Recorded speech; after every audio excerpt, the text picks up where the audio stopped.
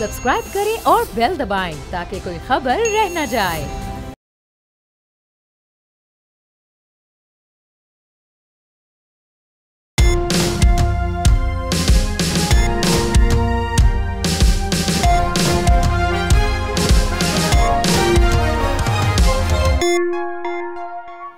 बिस्मिल्लाहिर्रहमानिर्रहीम, अस्सलाम वालेकुम। आप देख रहे हैं प्रोग्राम तब्दीली और मैं हूं जवाद कमाल। पाकिस्तान तहरीक इंसाफ पेशावर की ज़िला क़यादत की जानिब से अली अमीन गंडापुर के खिलाफ चार्जशीट सामने आई है।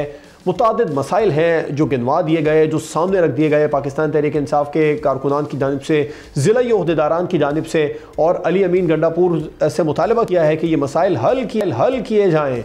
उनमें सीवरेज का सिस्टम है, स्ट्रीट लाइट्स हैं, पानी का मसला है, सड़कें हैं टूट फूट का शिकार हैं।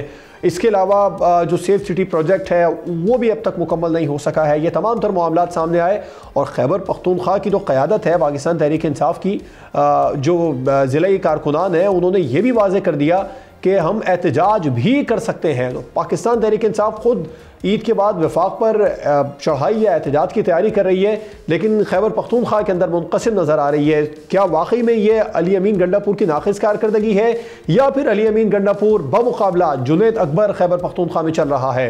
इसके अलावा प्रोग्राम में आगे चलकर हम बात करेंगे, चेयरमैन सेनेट हुकूमत से नाराज़ हैं। प्रोडक्शन ऑर्डर पर अमल दरामद न होने पर उन्होंने रूलिंग भी दी है, मामला इस्तेहक़ाक़ कमेटी को भिजवा दिया है और ये कहा है कि प्रोडक्शन ऑर्डर की मुसलसल बेतौक़ीरी की जा रही है। आज रज़ा रब्बानी साहब ने भी उनके हक में, चेयरमैन सेनेट के हक में बयान दिया। उन्होंने कहा कि जमहूरियत के लिए चेयरमैन सेनेट रज़ा रब्बानी इक़दाम कर रहे हैं और जो भी लोग प्रोडक्शन ऑर्डर पर अमल दरामद नहीं कर रहे हैं, जो अफसरान अमल दरामद नहीं कर रहे हैं, उनके खिलाफ न सिर्फ कार्रवाई होनी चाहिए, उन्हें सज़ा मिलनी चाहिए, उन्हें नौकरियों से भी बरतरफ करना चाहिए। प्रोग्राम के आखिर में बात होगी दाइश कमांडर शरीफुल्लाह की गिरफ्तारी के बाद मुसलसल अमेरिका की जानिब से शुक्रिया के पैगामात सामने आ रहे हैं। हमेशा से ही हमने देखा डू मोर के मुतालबात सामने आते थे, लेकिन अब ये कितनी बड़ी रियासत की कामयाबी है कि अब डू मोर के बजाय शुक्रिया के पैगामात सामने आ रहे हैं, शुक्रिया के बयानात सामने आ रहे हैं। इन तमाम तर मौज़ूआत को प्रोग्राम में डिस्कस मेहमानों का आपसे तारुफ करवाऊंगा। मैं ज्वाइन किया सीनियर सहाफ़ी एंकर तजियाकार इमरान याकूब साहब ने, सीनियर सहाफ़ी और तजियाकार ज़ाहिर शाह शिराजी साहब हमारे साथ प्रोग्राम में मौजूद होंगे। तहरीक जवानान पाकिस्तान के चेयरमैन अब्दुल्ला हमीद गुल साहब ने भी हमें प्रोग्राम में ज्वाइन किया। आप तीनों का बहुत शुक्रिया। ज़ाहिर शाह शिराजी साहब, आपसे आगाज़ करना चाहूँगा, क्या चल रहा है खैबर पख्तूनख्वा में पाकिस्तान तहरीक इंसाफ के दरमियान में? क्या वाकई में कारकुनान ने शिकवे शिकायत किए हैं, अली अमीन गंडापुर से नाराज़ हैं, या फिर अली अमीन गंडापुर मुकाबला जुनैद अकबर वहाँ चल रहा है? बहुत बहुत शुक्रिया जवाद। मेरे ख्याल में सिचुएशन काफ़ी ज़्यादा कम्प्लेक्स है। ये जिस करारदाद की आप बात करें, ये लोकल बॉडीज़ के नुमाइंदे थे और वो तहरीक इंसाफ से जिनका ताल्लुक था, और उनकी एक मीटिंग हुई जिसके दौरान उन्होंने बाकायदा एक करारदाद पेश की है कि जो सिविक मसाइल हैं वो सूबाई दारुल हुकूमत तक के हल नहीं हो सकते। और उसकी बड़ी वजह ये है कि लोकल गवर्नमेंट सिस्टम जो कि पैरेलल चल रहा है आपके निज़ाम के साथ साथ, उनको किसी किस्म की मराहत, उनकी फंडिंग और ये तमाम चीज़ें नहीं हो रही। और उसकी बड़ी वजह यह है कि बहुत सारे इलाकों में, खैबर पख्तूनख्वा में भी, तहरीक इंसाफ के जो लोकल बॉडीज़ के नुमाइंदे हैं वो इलेक्शन जीत नहीं सके थे। और इसमें जमीयत उलमा इस्लाम अब देखें टॉप पे है कि उनका मेयर इस वक्त पेशावर का जो है वो मेयर है। इसी तरह बहुत सारी ऐसी यूनियन कौंसल्स हैं, लोकल बॉडीज़ के जो यूनिट्स हैं जिसके अंदर तहरीक इंसाफ परफॉर्म नहीं कर सकी। एक तो ये इशू हुआ और वाकई ये चार्जशीट कल जो है पेश की गई थी कि खैबर पख्तूनख्वा की जो हुकूमत है वो नाकाम रही है लोगों के बेसिक मसाइल, जिसमें सिविक कम्यूनिटीज़ है, सफाई है, शहरियों को जो है दूसरी सहूलियात हैं, साथ साथ लाइन ऑर्डर के इशूज़ के ऊपर भी ये बात हुई। बाकी आते हैं अगर प्रोविंशियल लेवल के ऊपर, तो इस पर कोई दूसरी राय नहीं है कि काफ़ी ज़्यादा अब तहरीक इंसाफ के अंदर जो है वो पोलराइजेशन है, कॉन्फ्लिक्ट है। जुनैद अकबर पर मुकाबला वज़ीर आला तो अपनी जगह पे, लेकिन इस वक्त मुख्तलिफ ग्रुप है। आपके पास असद कैसर साहब का ग्रुप है जो अलग एक खींचातानी कर रहा है, आतिफ खान जो है वो अपने ग्रुप को आगे लेके चल रहे हैं। जाहिर बात है जुनैद अकबर और आतिफ खान आपस में काफ़ी करीब है। साथ साथ शाह फरमान जो कि साबिक गवर्नर थे, उनके अपने एक क्लाउड है जो कि अपने वर्कर्स को जो है वो अपनी तरीके से मोटिवेट करें। लेकिन एक चीज़ बिल्कुल वाज़ेह है कि कॉन्फ्लिक्ट बिल्कुल तहरीक इंसाफ के दड़ों में मौजूद है। वज़ीर आला साहब चीफ एग्जीक्यूटिव होने के बावजूद जो है बहुत सारे MPAs उनसे नाराज़ हैं, फंडिंग के मामलात में, पोस्टिंग ट्रांसफ़र के मामलात में। और फिर जो अकरबा परवरी एक है इस पार्टी के अंदर, मेरे ख्याल में बाकी जमातों की तरह यहाँ भी लाइक्स एंड डिसलाइक्स हैं। ख़ासतौर पर अब देखें अभी जो फ़ौरन इन्होंने खवातीन की जो तंजीम नौ की है स्ट्रक्चर की, उसको देखते हुए भी देखा जाए तो उसमें भी अकरम परवीन बिल्कुल ओपनली नजर आ रही है। सिर्फ उन लीडर्स की जो इस वक्त जुनैद अकबर और उनके साथ है, उनके लोगों को आगे लाया जा रहा है। तो देखिए, इस पे आपने जो एक और बात की कि शायद ईद के बाद या ईद के करीब कोई बड़ी मूवमेंट होगी। एक फर्क इस दफा होगा कि जो पिछली दफा और इस दफा में कि जुनैद अकबर वो इस वक्त चीफ एग्जीक्यूटिव नहीं है। अगर वो पार्टी को लीड करते हैं तो मेरे ख्याल में वो एक अलग कहानी होगी। लेकिन हमने सवाबी के जलसे में देखा कि जुनैद अकबर साहब काफी ज्यादा नाराज नजर आए, और उसकी वजह यही थी कि वो लोग इस तरीके से मोबिलाइज नहीं कर सके अपने वर्कर्स को। और सवाबी का जलसा मैं ये समझता हूँ कि बहुत सारे मामला के अंदर देखा जाए तो वो नाकाम रहा है, और उसकी बड़ी विजिबल टसल हुकूमत और जो पाकिस्तान तहरीक इंसाफ का स्ट्रक्चर है उसके दरमियान बिल्कुल वाज़े नजर आ रही है कि एक बड़ी पोलराइजेशन है, कॉन्फ्लिक्ट है और कॉन्फ्लिक्ट ऑफ इंटरेस्ट है। हर लीडर जो है वो अपने आप को समझता है कि वो जानशीन है इमरान खान का या बानी पीटीआई के का, लेकिन दूसरी तरफ देखा जाए तो वर्कर्स शायद वो भी इस वक्त काफी डिमोरलाइज नजर आते, और मैं नहीं समझता कि शायद इतनी बड़ी मूवमेंट ये ईद के बाद जो है वो लेके शायद इस्लामाबाद की तरफ जाएंगे। इस दफा काफी ज्यादा मुश्किलात का सामना करना पड़ेगा। इमरान याकूब साहब, आप क्या समझते हैं, पाकिस्तान तहरीक इंसाफ विफाक पर चढ़ाई का या फिर एक नए एहतजाज की तैयारी कर रही है, ग्रैंड अपोजिशन अलायंस बनाने की तैयारी कर रही है, लेकिन खुद खैबर पख्तूनख्वा के अंदर मुश्किलात का शिकार है। जो ज़िलाई सतह पर इजलास हुआ उसमें शिकायत के अंबार लगा दिए, बल्कि एहतजाज का इंदिया भी दे दिया है। ये वाकई में अली अमीन गंडापुर के खिलाफ चार्जशीट है या फिर अली अमीन गंडापुर बमुकाबला जुनैद अकबर चल रहा है? बिस्मिल्लाहिर्रहमानिर्रहीम। देखें, गुजारिश ये है कि पीटीआई जो है वो एक सियासी जमात है, और कोई भी ऐसी सियासी जमात जिसमें मामला ये हो कि उसकी लीडरशिप एक पेज पे ना हो। अभी देखिए, इमरान खान साहब जो हैं बानी चेयरमैन, वो जेल के अंदर है। उसके बाद जितनी लीडरशिप है वो कोई इस्टेब्लिशमेंट के साथ राब्ते में है। कुछ उनमें से जो है वो इस बात पे नाला है कि उनको पीटीआई में यानी विद इन दी पार्टी मुनासिब इज्जत और मुकाम नहीं मिल रहा। कुछ उस पोजीशन में है कि उनको केपी की हुकूमत में शामिल नहीं किया गया। कुछ बुशरा बीबी के ग्रुप से ताल्लुक रखते हैं, कुछ अलीमा खान साहबा के ग्रुप से ताल्लुक रखते हैं। तो वो जो इतनी ज़्यादा ग्रुपिंग है उसमें प्रॉब्लम ये है कि शायद ये इस वक्त मुल्क की वाहिद जमात है कि जिसका कारकुन तो इंटैक्ट है, जिसका कारकुन तो अपने लीडर के साथ सिंसियर है, लेकिन अनफॉर्चुनेटली उनकी जो सेकंड या थर्ड टियर की लीडरशिप है वो शायद अपने लीडर के साथ सिंसियर नहीं है, वो शायद अपने कारकुन के साथ भी सिंसियर नहीं है, वो सिर्फ और सिर्फ शायद अपने मफाद के साथ सिंसियर है। तो इस सूरत हाल में प्रॉब्लम ये होती है कि जब आपका कारकुन तो एहतजाज के लिए भी तैयार है, वो आप कॉल देती हैं तो निकल भी आता है, लेकिन जब वो ये देखता है कि लीडरशिप गायब है, लीडर है कोई नहीं तो फिर वो उससे बददिल होता है। तो अब पीटीआई में कहीं ना कहीं पे अब सूरत हाल ये है कि कारकुनों के अंदर भी इस तरह से बददिली फैलती जा रही है और लोग अब बरबला इसका इजहार करते हैं। आप ये देखें कि इवन बहुत सारी जो पीटीआई की एमपी एमएनए हैं वो भी ऑफ द कैमरा ये बात कहते नजर आते हैं कि वो लीडरशिप जो है वो इमरान खान की रहाई के लिए उस तरह से काम नहीं कर सकी। सिर्फ ये कर लेना कि अली अमीन गंडापुर साहब वहां से निकलें और लश्कर लेके आ जाए और इस्लामाबाद की तरफ अपनी तोपों का रुख कर लें, ये उनके मिसाइल का हल नहीं है। अब ग्रैंड अपोजिशन अलायंस की अगर आप बात करते हैं तो एक तरफ मौलाना फजलुर रहमान को शामिल करने की कोशिशें की जा रही हैं, दूसरी तरफ आप देख लें कि कल अली अमीन गंडापुर साहब ने क्या गुफ्तगू की उनके बारे में। तो ये इस तरह की जो बातें हैं इससे पार्टी को अल्टीमेटली नुकसान पहुंचता है। मैं ये जाती तौर पे बासियत एक तजिया करके ये समझता हूँ कि यहाँ पे जो सूरत हाल है उसमें अगर पार्टी चेयरमैन किसी एक को इख्तियार नहीं देंगे कि जो कि फौरी तौर पे फैसले कर पाए, जब तक हर फैसला करने के लिए डियाला की तरफ देखा जाएगा, जब तक ये शख्सियत परस्ती इस तरह से रहेगी, उस वक्त तक शायद पीटीआई को मौसर एहतजाज करने में कामयाब ना हो सके। उसकी बुनियादी वजह यह है कि इस वक्त इस्टेब्लिशमेंट और हुकूमत दोनों आपको बिल्कुल भी जो है वो रिलीफ देने में को तैयार ही नहीं है। आपको टफ टाइम देने के लिए सारी कोशिशें जो हैं वो हैं। और आप देख लें कि माजी में पीटीआई ने जब भी एहतजाज की कोशिश की है तो उनके साथ जो हुआ, और खास तौर पे 26 नवंबर वाले जो मामला थे उसके बाद देखें कारकुन भी ये कहता है कि जी जान बचानी तो फर्ज है, वो अपनी जान बचाएंगे, लीडरशिप तो गायब हो जाती है।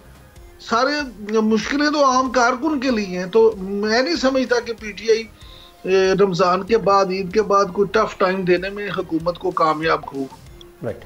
अब्दुल हमीद गुल साहब, आप क्या समझते हैं, जो खैबर पख्तूनख्वा में पार्टी से लोग नाराज़ हैं, अली अमीन गंडापुर से नाराज़ हैं, ये पाकिस्तान तहरीक इंसाफ जो विफाक पर चढ़ाई करने का या एहतजाज करने का इरादा रखती है, ख़ुद खैबर पख्तूनख्वा में मुनक़सिम नज़र आ रही है, ये आपस की धड़ेबंदी है या वाकई परफॉर्मेंस का मामला है? बिस्मिल्लाहिर्रहमानिर्रहीम, बहुत शुक्रिया। देखें, जहाँ तक ताल्लुक है, अभी दोनों मौजूद शुरका ने, शिराजी साहब ने बहुत ही अच्छे तरीके से बयान कर दिया। मैं एक तो ये रिक्वेस्ट करूंगा कि मैं तहरीक जवानान पाकिस्तान का चेयरमैन हूं, तो ये मेरी पॉलिटिकल पार्टी है। मैं तज्जियाकार भी हूं, लेकिन जाहिर है मेरी पॉलिटिकल पार्टी है, तो वही बोला और लिखा जाए। बहुत शुक्रिया। जहाँ तक इमरान खान साहब का और उनकी पार्टी का ताल्लुक है, देखें, गवर्नेंस के बहुत सारे इश्यूज हैं और ये हकीकत है कि तहरीक इंसाफ को जब हुकूमत मरकज के अंदर मिली थी तो उसके अंदर खैबर पख्तूनख्वा की एक बेटर परफॉर्मेंस थी और उसकी बुनियाद के ऊपर जिन शख्स को मिलना चाहिए था कि उसको वजारत आला मिलती, उन्होंने वहाँ गलती की और परवेज खटक साहब को वहाँ से हटा के उन्होंने वफाक के अंदर ले आए और बिल्कुल एक ऐसी मिनिस्ट्री दे दी जो कि परवेज खटक साहब के जो है मामलात दूर दूर तक उसका कोई ताल्लुक नहीं था। इमरान खान साहब की ये आदत है कि वो कोई लीडर अपने परों तले जो है वो पनपने नहीं देते। वो यही चाहते हैं कि हर कोई उनके जो है वो उनसे कमतर दर्जे का लीडर हो। आप देख लें अली मोहम्मद खान साहब को, जहां उन्होंने बड़ी पज़ीराई हासिल की, लेकिन अली मोहम्मद खान साहब को बिल्कुल कॉर्नर कर दिया गया और जब उनकी हुकूमत आई तो उनको एक बिल्कुल एक ऐसी कमज़ोर सी मिनिस्ट्री जो है वो दे दी गई पार्लिमानी अमूर की। दूसरी जानिब जो है वो आप देखा कि जब अफरीदी साहब जो है उठना शुरू हुए तो उन्होंने शहरियार अफरीदी के भी पर काट दिए। तीसरी तरफ आप देख लें कि अभी शेर अफजल मरवत को देख लें तो उन्होंने पार्टी से बर्खास्त कर दिया। यानी कि कोई आदमी अगर पार्टी के अंदर कोई एक अपनी हैसियत बनाने की कोशिश करेगा तो उसका कोई मुकाम नहीं है और ये पार्टी की जो बाकी लीडरशिप है उसको भी मालूम है। तो पार्टी की जो परफॉर्मेंस है इस टाइम पे खैबर पख्तूनख्वा की, वहाँ ये आलम है कि इस टाइम पे नमाज असर के बाद वहाँ शहर से बाहर निकलना, किसी सड़क के ऊपर निकलना दहशत गर्दों का राज है, लूट मार है और नफ्सा नफ्सी का आलम है। तो एक तो बात यह है जिसकी वजह से बहुत सारे लोग जो है वो परेशान भी हैं और बदजन भी हो चुके हैं। दूसरी जानिब जो है वो नौजवान नस्ल है। नौजवान नस्ल को जिस उम्मीद के ऊपर बार बार लगाया जाता है, कभी कुछ कहा जाता है और सबसे बढ़कर जो प्रॉब्लम है वो ये है कि पार्टी के आपस में जो इंतशार है वो तो अपनी जगह, बैड गवर्नेंस है अपनी जगह, बैड एडमिनिस्ट्रेशन है अपनी जगह, लेकिन असल मसला ये है कि लोग ये सोच रहे हैं कि क्या पार्टी जो है सिर्फ मगरिब की सपोर्ट के ऊपर रहेगी, यानी कि अगर अमेरिका ने सपोर्ट कर दी तो भेजा भेजा हो जाएगी, दूसरे लफ्जों में पंजाबी में, और अगर वो सपोर्ट ना आई तो फिर हमारा क्या मुस्तकबिल होगा। ये अगर फैसले बाहर से मुसल्लत होने हैं तो नौजवान नस्ल ये कहती है कि हमने तो ये सोचा था कि हमारी हुकूमत को अमेरिका ने गिराया, लेकिन आज अमेरिका से सपोर्ट मांगने बिल्कुल ठीक है अब्दुल्ला साहब, कैसे कह सकते हैं कि हमारी हुकूमत को अमेरिका ने गिराया। दूसरी जानिब जो है वो जाहिर है वहाँ बहुत सारे चोरी चकारी का मामला है, आपको पता है करप्शन की दास्तानें हैं और वो बकायदा डॉक्यूमेंटेड है, लिखी जा चुकी हैं। और फिर ठीक है, ये तो अंदरूनी मामला पर बात हो गई ना। मैं थोड़ा सा अब बात कर रहा हूँ जो grand opposition alliance Pakistan Tehreek Insaf बनाने की तैयारी कर रही है, उस पर पहले जाहिर साहब शिराजी साहब का मौक़िफ़ लेते हैं। जाहिर साहब, आप क्या समझते हैं, JUI और पाकिस्तान तहरीक इंसाफ के दरमियान तो तुंदो तेज़ बयानात शुरू हो गए हैं, कामरान मुर्तज़ा साहब हो या फिर अली अमीन गंडापुर साहब हो या फिर सलमान अकरम राजा साहब हो, इनको देखें तो इनको देख के लगता है कि ये इत्तेहाद अब मुश्किल नज़र आ रहा है बनता हुआ। आप क्या समझते हैं कि ये जो इस वक्त सूरत हाल है वो पाकिस्तान तहरीक इंसाफ के माजी के तल्ख बयानात हैं या फिर जो मौजूदा क़यादत है, जैसे इमरान याकूब साहब ने कहा, वो क़यादत का बेख्तियार होना? देखिए, मेरे ख्याल में जब इलेक्शन हुआ तो उसके फौरन बाद हम प्रेडिक्ट करते रहे कि अगर तहरीक इंसाफ या तो जमात इस्लामी के साथ तो वो सीट एडजस्टमेंट के चक्कर में जाएगी और हुकूमत बनाने की कोशिश करेगी, फिर आप देख लें दूसरी एक पार्टी सामने आ गई। साथ साथ अगर देखें इस वक्त मेरा ये ख्याल है कि मौलाना फजल रहमान साहब की जमात वो भी डायरेक्शन लेस है, बेशक उनके पास स्ट्रीट पावर ज़रूर है, लेकिन उनकी भी कोई मनसूबाबंदी नज़र नहीं आती। वो इफ़ एंड बट पे लगे रहते हैं, कभी वज़ीर आज़म साहब से मिलते हैं, कभी ज़रदारी साहब से मिलते हैं, कभी उनके साथ वादा होता है, कभी इनके साथ वादा होता है। हमेशा JUIF की लीडरशिप की ये कोशिश रही है कि वो इक़्तिदार में रहे। ये पहली दफ़ा हम देख रहे हैं कि वो इक़्तिदार से जो है वो अमली तौर से बाहर है। और मौलाना साहब जिस तरह इलेक्शन उनको जितवा के यहाँ लाया गया, वो भी नाराज़ है। मेरे ख्याल में उनको भी पता है कि ये सीट उन्होंने जीती हुई नहीं है। अब आप अगर बात करते हैं तहरीक इंसाफ और JUIF की, मैं ये समझता हूँ कि तहरीक इंसाफ के अंदर जो डिसीजन पावर है वो वाकई इनकी लीडरशिप के पास नहीं है। ये तमाम की तमाम कठपुतलियाँ हैं जो कि देखते हैं सिर्फ अडियाला जेल की तरफ। और जब इस तरह की किंग्स पार्टी होगी जिसमें एक शख्स जो है उसके इर्द गिर्द तमाम लोग जो है वो पावर वहाँ से विड्रा करते होंगे, तो बहुत सारे मसाइल हैं। और मेरे ख्याल में जमीयत उलमा इस्लाम यही बात बार बार कर रही है, जो हमारी उनसे बात हुई है कि आप अगर एक एम्पावर्ड कमेटी लेके आते हैं और वो आगे लेके चलेगी चीज़ों को, तो तब बात हो सकती है। फिर चकजई साहब को अगर देखें, बेशक वो इस स्टांस में वो तहरीक इंसाफ के साथ है, उनका एक अपना एक नैरेटिव है जिसके ऊपर वो लड़ रहे हैं, लेकिन वो भी मुझे कहीं नजर नहीं आ रहा है, ना उनके पास कोई स्ट्रीट पावर ऐसी है जो कि लेके चलेगी। जमात इस्लामी मेरे ख्याल में दोनों को क्रिटिसाइज कर रही है, वो हुकूमत के खिलाफ भी बात करती है, तहरीक इंसाफ के साथ भी उनके तल्ख तजुर्बात रहे हैं इलेक्शन के बाद के, और एक दूसरे पे ट्रस्ट नहीं किया जा रहा। मैं ये समझता हूँ अपोजिशन की जो जमातें हैं उनके पास इस वक्त कोई चीज़ हासिल करने के लिए रही नहीं है, क्योंकि पीपल्स पार्टी और PMLN ने जिस तरीके से ये बिसात बिछाई है, कोई ऐसी चीज़ नहीं है जो कि जब तक नया इलेक्शन नहीं होता तो मौलाना फजल रहमान साहब को उसमें कुछ मिलेगा या चकजई साहब को कुछ मिलेगा या दूसरी जमातें बहैसियत जमात इस्लामी भी। तो इस वक्त मेरे ख्याल में ये समझता हूँ कि ग्रैंड अलायंस का एक शोशा ज़रूर दोबारा आएगा। एक आखिरी जो बात है वो ये है कि इस वक्त जो हुकूमत और मुक्तदर है या आपके जो मुक्तदरा हल्के हैं, सिस्टम है, इस्टेब्लिशमेंट है, वो दोनों एक पेज पे है। वो किसी भी तरीके से डिस्टेबलाइजेशन नहीं चाहते। तो मैं ये समझता हूँ कि जब तक सिस्टम नहीं चाहेगा, जितनी भी आप अपोजिशन जमातें और ग्रैंड अलायंस बना लें, मेरे ख्याल में हुकूमत को जो है कोई खतरा नहीं। और मेरी अपनी जो अंडरस्टैंडिंग है, हुकूमत अपना टाइम भी पूरा करेगी और अपोजिशन जमातें इस तरीके से बेशक वो ठीक है, बिल्कुल ठीक है आपका पॉइंट है। इमरान याकूब साहब, आप क्या समझते हैं पाकिस्तान तहरीक इंसाफ और JUIF के दरमियान कुर्बतों की कोशिशों के बावजूद दूरियां बढ़ती चली जा रही हैं, इसकी बड़ी और बुनियादी वजह क्या है? माजी के पाकिस्तान तहरीक इंसाफ की जानिब से तल्ख बयानात हैं या फिर मौजूदा क़यादत का बेख्तियार होना? देखिए, बात यह है कि अभी शिराजी साहब ने जो बातें की हैं, शिराजी साहब आपको पता है KP की सियासत को बहुत ना सिर्फ ये गहरी नज़र रखते हैं बड़ा बारीकी से समझते हैं।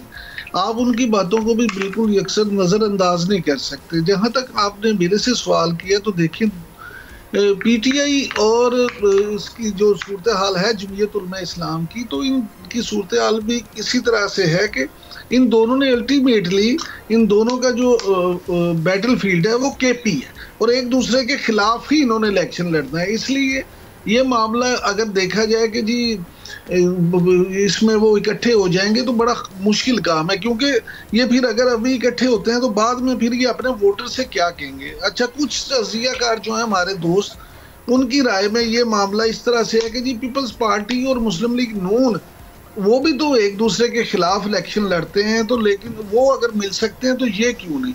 तो उसमें थोड़ा सा फ़र्क है। फ़र्क ये है कि दावे चाहे दोनों जमातें जो मर्जी करें, लेकिन अमलन ये है कि मुस्लिम लीग नून जो है उसका केक पंजाब है और PTI का केक सिंध है। वो दोनों एक दूसरे के मफादात के साथ उस तरह से टकराव नहीं है, क्योंकि उनकी जो ज़्यादा सीटें हैं वो मुस्लिम लीग नून पंजाब से जीतती है और पंजाब में पीपल्स पार्टी अब तकरीबन ना होने के बराबर है। उसी तरह से सिंध में पीपल्स पार्टी सीटें जीती और मुस्लिम लीग नून है ही नहीं, लिहाजा ये उनका अलायंस कुछ इस तरह से है। फिर मिसाके जमहूरियत के बाद उन लोगों ने बहुत कुछ सीखा है और वो उस पर वो कर रहे हैं। अब मामला ये है कि इंसान, हजरत इंसान का कुछ मामला इस तरह से है कि वो जब तक खुद अपने तजर्बे से ना सीखे, दूसरे के तजर्बे से शायद सीखना नहीं चाहता।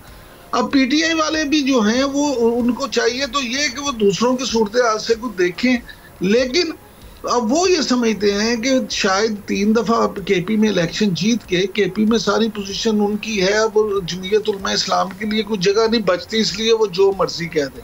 हालांकि अमलन ऐसा नहीं है। देखें, जमीयत उलमा इस्लाम एक सियासी जमात ज़रूर है, लेकिन आप ये मत भूलें कि वो एक दीनी जमात भी है। उनका एक पेनिट्रेशन जो अवाम में दीन के लिहाज से है वो भी है। लिहाजा पीटीआई अगर ये समझती है कि जमीयत उलमा इस्लाम या मौलाना फजलुर रहमान का केपी की सियासत से बिल्कुल ही ब्लैकआउट हो गया, तो मैं being a follower of politics इसको इस तरह से नहीं समझता। मुझे ये लगता है कि अगर पीटीआई भी कुछ सियासी बसीरत से काम ले, क्योंकि मौलाना फजलुर रहमान साहब जो हैं वो बहुत इंतहाई जीरक सियासतदान है और सियासत के पुराने खिलाड़ी हैं। अब अगर तो पीटीआई उनसे कुछ सीख ले, उनसे मामलात को तय कर ले और उनको साथ मिला ले, तो इनको ऑन ग्राउंड बहुत फायदा हो सकता है, क्योंकि पीटीआई के कारकुनों पे 9 मई का जो टैग है वो मौलाना फजलुर रहमान के साथियों पे नहीं है। मौलाना फजलुर रहमान कई ऐसे पुरअमन एहतजाज कर चुके हैं जहां पे पत्ता तक नहीं टूटा, लिहाजा अगर पीटीआई उनको शामिल कर लेती है तो इनके लिए हुकूमत के खिलाफ एहतजाज करना मुमकिन हो पाएगा। अगर पीटीआई सोलो फ्लाइट करती है तो फिर मैं यही कहूंगा कि मुझे नहीं फिर लगता कि ये एहतजाज कर सके या कोई ने एहतजाज कर सोलो फ्लाइट के जरिए एहतजाज नहीं कर सकेंगे ऐसा आपको लगता है? गुल साहब से भी इसका मौक़िफ़ मुझे लेना है, लेकिन ब्रेक का वक्त हो चुका है। ब्रेक के बाद इस पर मज़ीद बात करेंगे।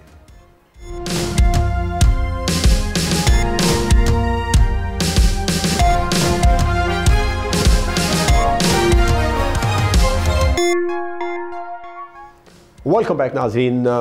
ब्रेक के बाद अब हम बात कर लेंगे चेयरमैन सेनेट यूसुफ रज़ा गिलानी की नाराज़गी के हवाले से, लेकिन अब्दुल्ला हमीद गुल साहब का पहले मौक़िफ़ लेना है। खैबर पख्तूनख्वा में जो पाकिस्तान तहरीक इंसाफ और उसके दरमियान जो चल रहा है वो बात तो सामने आ चुकी है, लेकिन JUIF और पाकिस्तान तहरीक इंसाफ के दरमियान जो बढ़ती दूरियाँ हैं क़ुरबतों की कोशिशों के बावजूद, उसकी क्या वजह है अब्दुल्ला हमीद गुल साहब? उसकी सबसे बड़ी वजह जो है वो नजरियाती इख्तलाफ है, आइडियोलॉजिकल डिफरेंस। जब तक आपका नजरिया जो है एक दूसरे के नजरिए के साथ नहीं मुताबिकत रखता, आप ये जो आग और पानी का मिलाप करना चाहते हैं ये नहीं होगा। दूसरी बात जो है वो ग्रैंड अलायंस की बात कर लें तो ग्रैंड अलायंस ने तो पिछले साल भी छोटी ईद के बाद एक एहतजाज रखा था, और फिर महमूद खान अचकजई साहब का बलूचिस्तान में ज़रूर कोई ना कोई असर रसूख होगा, जो कि अब वो बहुत कम हो गया है। लेकिन दूसरी जानिब जो है अगर देखा जाए खैबर पख्तूनख्वा में महमूद खान अचकजई साहब कहाँ खड़े हैं, और आपने जो है क़यादत उनको दे दी, यानी कि पीटीआई सारा काम करे और महमूद खान अचकजई साहब। लेकिन अब्दुल्ला हमीद गुल साहब इस बात को नजरअंदाज नहीं किया जा सकता, जैसे आपने कहा कि स्ट्रीट पावर, अभी हमारी प्रोग्राम में भी डिस्कशन हुई, JUIF के पास है स्ट्रीट पावर, पाकिस्तान तहरीक इंसाफ के भी पास है, तो मुश्तरका अगर एहतजाज हो, बड़े पैमाने पर अवामी एहतजाज सड़कों पर होगा, तो हुकूमत को थोड़ा बहुत तो फर्क पड़ेगा ना। कैसे एहतजाज होगा?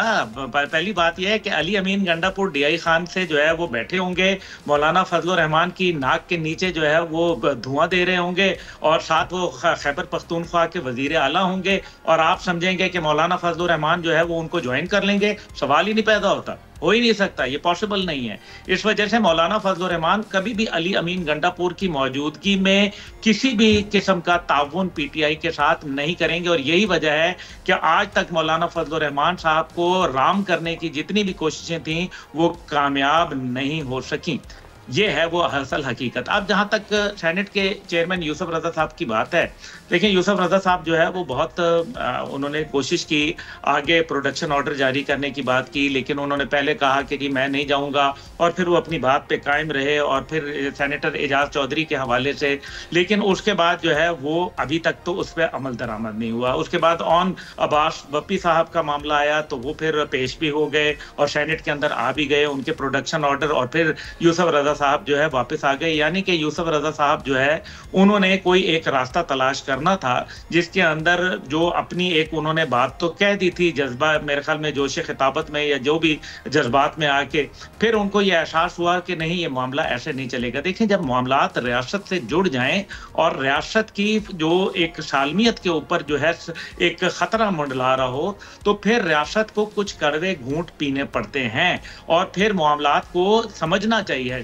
सियासतदानों का काम यही होता है कि वो दरमियानी रास्ता निकालें, लेकिन अनफॉर्चुनेटली सियासतदान जो है दरमियानी रास्ता इसलिए नहीं निकाल पा रहे क्योंकि पीटीआई और पीपल्स पार्टी के अंदर दूरियां मौजूद हैं। इसी तरीके से दीगर जमातों के अंदर दूरियां मौजूद हैं। खुद मौलाना फजलुर रहमान और मुस्लिम लीग में जो है वो पीटीआई के लिए कोई खास अच्छे जज्बात नहीं है, क्योंकि पीटीआई ने किसी की इज्जत, किसी की नामूस, किसी का ख्याल जो है वो नहीं रखा। इस वजह से और फिर रोज रोज पॉलिसी बदलती है। मसला यह है कि अगर पार्टी की पॉलिसी बदले तो और बात है, लेकिन सुबह एक शख्सियत जो है वो जुनैद अकबर साहब कुछ कहते हैं तो शाम अली अमीन गंडापुर उसकी तरदीद कर देते हैं। पता चलता है गौहर साहब कुछ बात कर रहे हैं तो सलमान अकरम राजा साहब जो है वो बिल्कुल 360 डिग्री जो है वो यू टर्न ले चुके हैं। तो इस वजह से ये जो मौजूदा सूरत हाल है उसके अंदर सेनेट का जो इजलास है वो अपनी जगह जिस तरह से जारी रहेगा, लेकिन जो नासिर शराजी साहब ने जैसे बात की, बड़े मेरे लिए तो काबिल एहतराम है और बहुत ही प्यारे आदमी है, लेकिन मैं ये गुजारिश करूंगा कि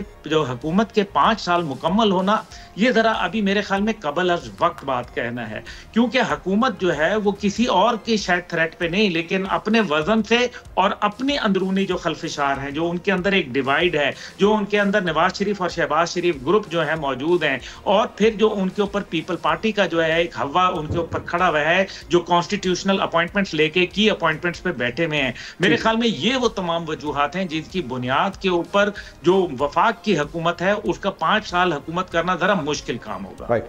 इमरान याकूब साहब, आप क्या समझते हैं? चेयरमैन सेनेट नाराज़ हैं, वो बार बार ये कह रहे हैं कि जो प्रोडक्शन ऑर्डर वो जारी करते हैं उसकी बेतौकीरी की जा रही है, पंजाब हुकूमत ताउन नहीं कर रही है। अब तो रज़ा रब्बानी साहब ने भी कह दिया कि जो अफसराना प्रोडक्शन ऑर्डर पर अमल दरामद नहीं करवा रहे हैं उनके खिलाफ कार्रवाई होनी चाहिए, उन्हें सज़ा भी मिलनी चाहिए, उन्हें नौकरी से भी बरतरफ करना चाहिए। मामला मज़ीद बढ़ेगा या फिर ये सिर्फ कड़ी में उबाल आप देख रहे हैं? देखें, गुजारिश ये है कि यूसुफ रजा गिलानी ने ये जो प्रोडक्शन ऑर्डर जारी किए हैं इजाज चौधरी साहब के, उस पे मामलात ये हैं कि इजाज चौधरी साहब 9 मई के मामलात में उन पे मुकदमात हैं। वो मुकदमात सच्चे हैं झूठे हैं, वो क्या मामलात हैं वो तो अदालतें फैसला करें या इदारे जाने, हम उस हवाले से उस तरह से कुछ नहीं कह सकते। लेकिन ओन अब्बास पब्बी का जब वाक़या हुआ तो उन्होंने उसको भी उसके साथ क्लब कर दिया। अब ये देखें कि दोनों एक तरह के केसेस हैं, एक जैसी ऑर्डर हुए हैं, लेकिन ओन अब्बास पब्बी को तो वहाँ पे रिहाई मिल गई, लेकिन इजाज चौधरी साहब के हवाले से बिल्कुल उसी तरह की सूरत हाल है। तो इसमें मैं समझता हूँ कि ये जो रज़ा रब्बानी साहब है उन्होंने बयान कंपनी की मशहूरी के लिए तो दे दिया है, लेकिन रज़ा रब्बानी साहब को क्या नहीं पता कि अगर इजाज चौधरी साहब नहीं आ रहे तो किस वजह से नहीं आ रहे? क्या किसी भी सुपरिटेंडेंट जेल की ये हिम्मत या ये है उसकी में ये जुर्रत के वो चेयरमैन सेनेट के प्रोडक्शन ऑर्डर जारी ना करे? मामला तो ये है कि अगर उनको ये कहा जाता है कि आपने बस बैठे रहना, हम आपके पीछे मौजूद हैं, तो फिर वो बैठे रहेंगे।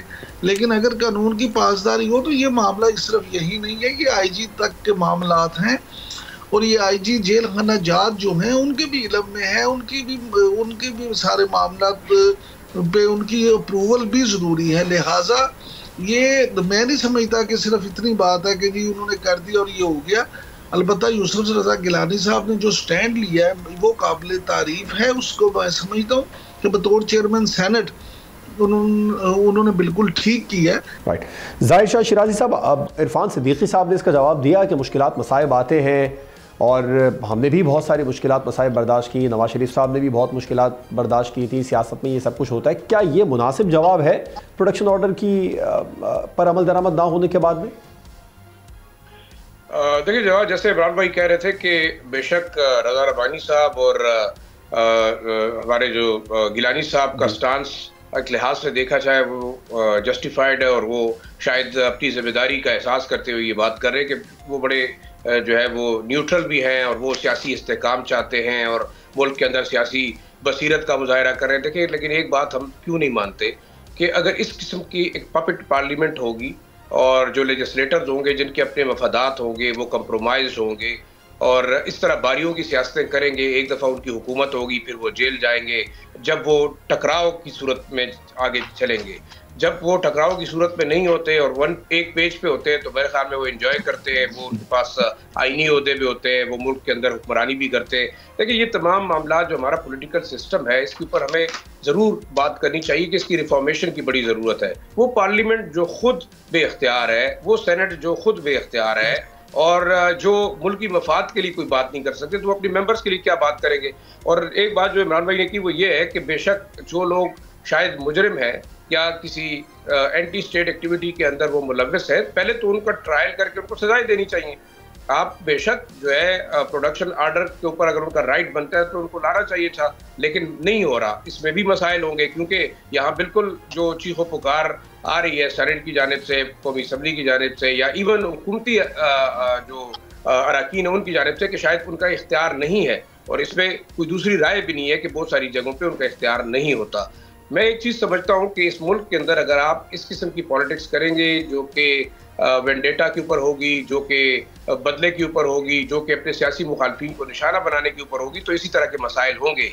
आज इजाज चौधरी साहब का प्रोडक्शन आर्डर नहीं आ रहा, कल हो सकता है फिर यूसुफ रजा गिलानी साहब का ना हो, रजा रब्बानी का ना हो। तो मैं ये समझता हूँ कि आपने पोलिटिकल इस्तेहकाम की तरफ अगर जाना है तो वाकई जो पार्लियामेंट मुकन्ना आपके जो इदारे हैं उनको अपने अपने दायरा कार के अंदर काम करना होगा। जब आप ओवर स्टेप करेंगे तो हालात ऐसे ही होंगे कि अगर सेनेट का चेयरमैन रो रहा है और पाकिस्तान का सदर रो रहा है, पाकिस्तान का वज़ीर आज़म रो रहा है कि उसके पास इख्तियारात नहीं है कि उसकी कैबिनेट में एक्सटेंशन कैसे हुई है, तो आप जवाब फिर कैसे इन तमाम चीज़ों को जस्टिफाई करते हैं। मैं ज़रा बात खुली करूंगा, इसकी वजह यह है कि ये तमाम मसाइल हैं जिससे आम पाकिस्तानी का दिल दुखता है कि क्यों ऐसा निज़ाम चल रहा है जो कि एक बेख्तियार निज़ाम है। बिल्कुल ठीक है जाहिर साहब, आपका पॉइंट है। आगे बढ़ लेते हैं, थोड़ा सा बात कर लेते हैं। अमेरिका ने एक बार फिर दाइश कमांडर की जो गिरफ्तारी हुई है उसके बाद में पाकिस्तान का शुक्रिया अदा किया। अब्दुल हमीद गुल साहब, रियासत की कितनी बड़ी कामयाबी है ये कि वहाँ से हमेशा डू मोर के मुतालिबे आया करते थे, अब शुक्रिया के पैगामात आ रहे हैं। देखिए, ये तो होना है। अमेरिका को अफगानिस्तान के अंदर एक दोबारा नरम जो है वो एंट्री चाहिए है, सॉफ्ट एंट्री चाहिए है। वो ज़हर है पाकिस्तान और पाकिस्तान के रियासती इदारों के बगैर मुमकिन नहीं होगा। दूसरी बात यह है कि जो दाइश कमांडर है उसके मुतलिक बहुत सारी बातें हैं कि जी वो पकड़ सकते हैं तो हमारी इंटेलिजेंस एजेंसीज का क्या काम था और फलाना था डिमका, मतलब मुख्तलिफ बातें, ट्रोलिंग जो हमारा एक तरीका बना हुआ है। लेकिन उसके अंदर हकीकत यह है कि क्या ये पाकिस्तान के मफादात के अंदर था, क्या ये बातें सारी स्टेट की जो होती हैं, जो कि सीक्रेट्स होते हैं, क्या वो लोगों के सामने रखे जाते हैं कि इसके बदले में हमने क्या हासिल किया, क्या नहीं किया? क्या लोगों को $397 मिलियन का जो एक एड है जो कि F-16 की अपग्रेडेशन के लिए है, क्या वो नजर नहीं आ रही? क्या पाकिस्तान की तारीफ जो है वो कांग्रेस के अंदर नजर नहीं आ रही? क्या लग नहीं रहा कि अमेरिका जो है वो पाकिस्तान की तरफ जो है वो एक स्ट्रेटेजिक इंटरेस्ट जो है वो डेवलप कर रहा है? तो मेरा ख्याल है कि एक ऐसा आदमी जो कि मेरे ख्याल में इंसानियत का कातिल था और उसने 160 अफगानियों को, मासूम शहरियों को निशाना बनाया और 13 अमेरिकी सोल्जर्स को निशाना बनाया, तो चले सोल्जर्स की तो अपनी जगह बात है, लेकिन अफगान शहरी तो मासूम शहरी थे ना, उनको क्यों मारा गया? तो फिर ऐसे कमांडर को अगर हमने पकड़ा तो इसका तो मतलब यह है कि पाकिस्तानी इंटेलिजेंस एजेंसी इतनी सुपीरियर है कि वो गैर मुल्की इंटेलिजेंस एजेंसी जो नहीं कर पाई वो पाकिस्तान ने करके दिखाया अल्हम्दुलिल्लाह। तो ये तो मेरे ख्याल में काबिल तारीफ है और यही तारीफ जो है वो डोनाल्ड ट्रंप साहब भी कर रहे हैं। और लग रहा यह है कि अफगानिस्तान के अंदर जो उनको असला वापस चाहिए है उसका रास्ता पाकिस्तान के जरिए ही गुजरेगा और उसका रास्ता जो है वो दिखाने के लिए और एक अफगानिस्तान और उनके दरमियान में एक बेहतरी के रवाबित करने के लिए शायद पाकिस्तान कोई बेहतर किरदार अदा कर सकता है, जिसकी बुनियाद के ऊपर डोनाल्ड ट्रंप साहब जो है एक दफा फिर पाकिस्तान की जो है वो तारीफ करने पे मजबूर है। और यही वो वजह है जो पीटीआई को भी जाहिर है एक जो है वो तकलीफ तो दे रही है, क्योंकि एक तरफ तो वो ये उम्मीद कर बैठे थे कि डोनाल्ड ट्रंप साहब के आते ही मामला जो है वो सुधर जाएंगे। हमेशा से हमने देखा डू मोर के मुतालिबात ही सामने आते थे, कार्रवाइयां करने के बावजूद भी, दहशतगर्दी के खिलाफ फ्रंट लाइन इत्तेहादी होने के बावजूद भी, लेकिन अब बार बार शुक्रिया के पैगामात आ रहे हैं। कितनी बड़ी ये स्टेट की कामयाबी है सर। उस इत्तेहादी होने ने तो आपको दहशतगर्दी का तोहफा दिया है, उस इत्तेहादी होने ने तो आपको यहाँ मंशियात ला के दी, उस इत्तेहादी ने तो यहाँ पे जिहादी ग्रुप बना दिए, उस इत्तेहादी होने ने तो यहाँ पे दाइश को, तालिबान को और पता नहीं किस किस को रास्ता दिखा दिया। मामला ये देखें, हमें बतौर पाकिस्तानी सोचना होगा, हमें हमारे लिए सबसे पहले पाकिस्तान वाली सोच नहीं होगी तो मामला कभी भी हल नहीं होंगे। हमने जो कुछ माजी में कर दिया, हमें अब अपनी गलतियों से सबक सीखना होगा, हमें अब इस चीज से निकलना होगा कि अमेरिका बहादुर खुश हो जाए, बयान दे दे कि बड़ा अच्छा शुक्रिया तो हम खूब बगले बजाना शुरू कर दें, अमेरिका बहादुर नाराज हो जाए तो हम कांपना शुरू कर दें। देखिए, हमें अपनी हैसियत जो है, हम माशाल्लाह से मायूसी भी नहीं करनी चाहिए मेरे ख्याल में। हाँ जी, इसमें हमें अपने उस पर करना चाहिए कि हम ये करें कि हम दुनिया की वाहिद माशाल्लाह इस्लामी सुपर पावर हैं, हम एटॉमिक पावर हैं, तो हम अमेरिका बहादुर ने कभी भी पाकिस्तान के मफाद में कुछ नहीं किया, उसने अपने मफाद में किया, हमें इस्तेमाल किया। हमें अपने फायदे के लिए इस्तेमाल होना चाहिए, सिर्फ अमेरिका के फायदे के लिए नहीं होना चाहिए। राइट, ठीक। जाहिद साहब, आपका क्या मौक़िफ़ है इस पर? हम हमेशा से ही पिछले तकरीबन 3 दहाइयों से सुनते आ रहे हैं कि जितनी मर्जी कार्रवाइयाँ की जाएँ फिर भी डू मोर का मुतालिबा आता था, लेकिन इस बार तो शुक्रिया के पैगाम आ रही हैं। क्या स्टेट की कामयाबी नहीं है? देखिए, मेरे ख्याल में अमेरिकन और पाकिस्तानी जो ताल्लुकात हैं ना, वो सास और बहू वाले ताल्लुकात हैं। कभी बहुत अच्छे होते हैं, कभी जो है ख़राब हो जाते हैं। लेकिन एक बात बिल्कुल वाज़ेह है कि अमेरिका अपने मफादात के अलावा मेरे ख्याल में उसे किसी चीज़ की ना ज़रूरत है और ना वो किसी के साथ फेवर करेगा।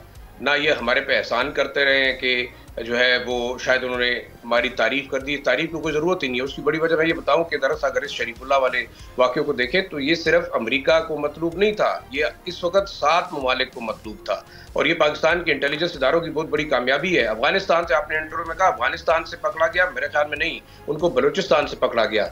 और एक अहम खबर आपको मैं ये दूं कि तकरीबन कम से कम इस वक्त आप देखें तो ईरान के अलावा तुर्की और रशिया के अंदर जो हमले हुए उसमें भी यही ग्रुप जो है वो शामिल था। अच्छा। तकरीबन 48 के करीब जो है मुख्तलिफ इंटेलिजेंस गैदरिंग के बाद 48 के करीब इस पूरे ग्रुप के लोगों को पकड़ा गया पिछले 7-8 महीने के अंदर। जो काम तुर्की नहीं कर सका, जो ईरान नहीं कर सका, जो इवन रशिया खुद नहीं कर सका, वो पाकिस्तान ने किया। बेशक अमेरिकन इंटेलिजेंस शेयरिंग है, लेकिन एक चीज मैं बिल्कुल बताना चाहूंगा कि अमेरिका इस खित्ते के अंदर अपना फुट होल्ड रखना चाहता है। अब हम बार बार कहते हैं, आपने सारा एडम का पूरा ओपन स्टेटमेंट देखा कि किस तरीके से अमेरिकन अपाची हेलीकॉप्टर्स में और जो है वो चिनोक हेलीकॉप्टर्स में ISK को ला के यहाँ पे पाकिस्तान के बॉर्डर पे उन्होंने रखा। ये तो खुली किताब की तरह बात है। वो रखना चाहता है इन्फ्लुएंस भी, और वो रखना चाहता है इस एरिया के ऊपर फोकस भी।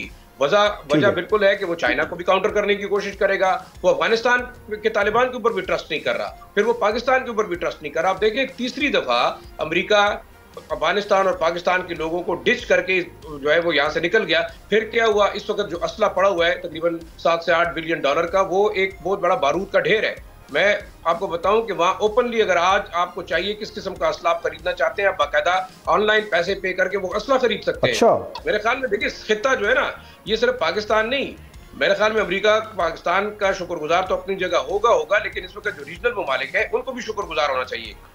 बिल्कुल ठीक है, बिल्कुल ठीक है। ये बहुत बड़ी कार्रवाई है। आपके इस जवाब से यकीनी तौर पर ये बात सामने आई है। कथा कलामी की माजरत चाहूँगा। प्रोग्राम का शाह शिराजी साहब, इमरान याकूब साहब, अब्दुल हमीद गुल साहब प्रोग्राम में हमारे साथ मौजूद थे।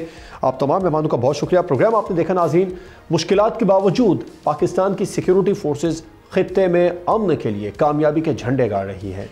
इजाज़त दीजिए, अल्लाह हाफ़िज़।